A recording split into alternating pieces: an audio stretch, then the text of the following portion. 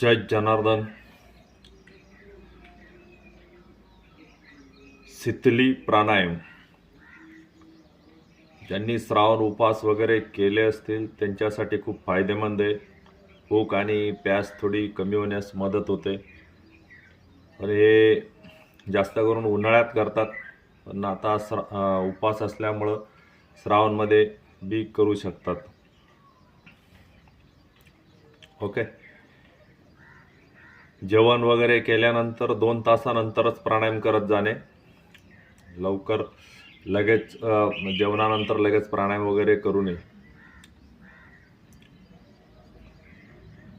तोंडाला थोडासा मोड करून घ्यायचा आणि नजर सरळ, पाठ सरळ.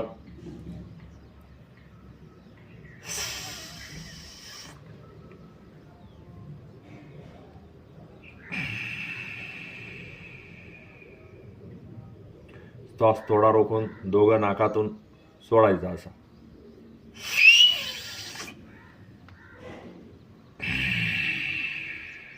श्वास बाहेर.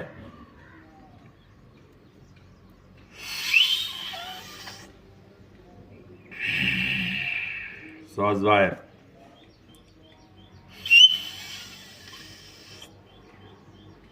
श्वास आत, श्वास बाहेर नाकातून.